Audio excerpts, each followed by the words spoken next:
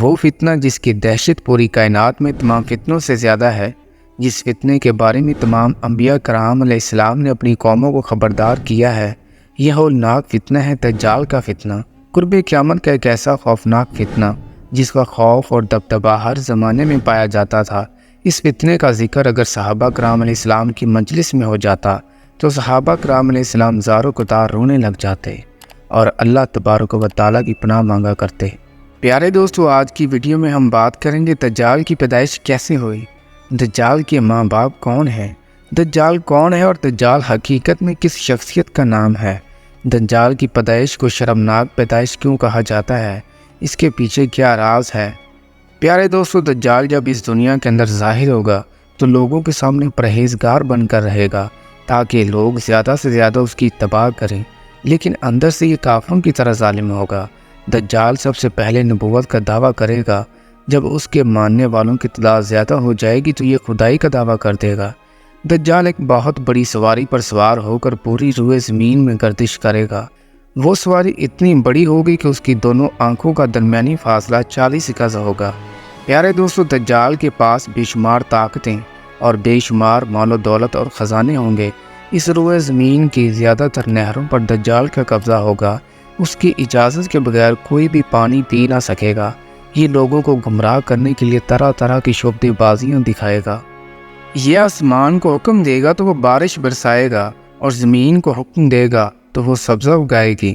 اس وقت دجال اپنے آپ کو خدا کہے گا۔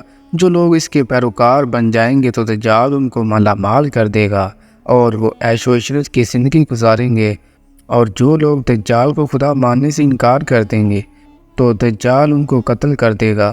پیارے دوستو، حضور پاک صلی اللہ علیہ وسلم نے ارشاد فرمایا کہ قیامت اس وقت تک قائم نہ ہوگی جب تک دجال اس دنیا میں ظاہر نہ ہو جائے۔ دجال کی ظاہری نشانیوں اور شکل و صورت کے بارے میں آپ صلی اللہ علیہ وسلم نے ارشاد فرمایا کہ دجال چھوٹے قد کا ہوگا اور وہ بدصورت ہوگا، اور وہ ایک آنکھ سے اندھا ہوگا، اس کے دونوں پاؤں ٹیڑھے ہوں گے، اس کے جسم میں بہت زیادہ بال ہوں گے، اس کے سر کے بال گھنگریالے ہوں گے، اور اس کا رنگ سرخ یا گندمی ہوگا، اس کی ناک طوطے کی چونچ جیسی ہوگی۔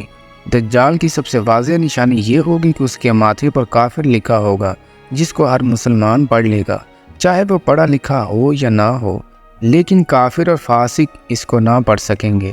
پیارے دوستو، دجال بجلی کی رفتار سے بھی تیزی کے ساتھ زمین کے اندر گردش کرے گا اور وہ دنیا کے ہر کونے میں جائے گا۔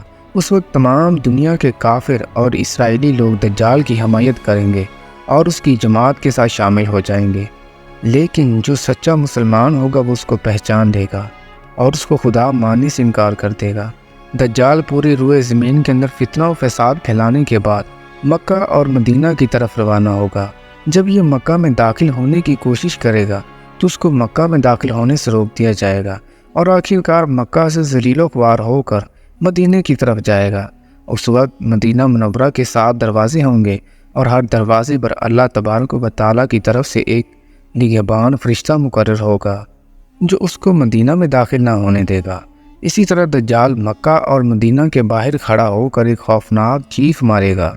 اس وقت مکہ اور مدینہ کے اندر جو لوگ بھی منافقین ہوں گے وہ یہ آواز سن کر مکہ اور مدینہ سے باہر نکل جائیں گے اور دجال کے گروہ میں شامل ہو جائیں گے۔ تو دوستو، بات کرتے ہیں کہ دجال کی پیدائش کیسے ہوئی۔ دجال کی پیدائش کے متعلق مختلف روایات ملتی ہیں، جیسا کہ نبی کریم صلی اللہ علیہ وسلم کے دور کی بات ہے کہ جب مسلمان مکہ سے مدینہ کی طرف ہجرت کر رہے تھے تو انہی دنوں میں مدینہ کے اندر ایک یہودی عورت نے ایک بچے کو جنم دیا جو پیدائشی طور پر کانا تھا۔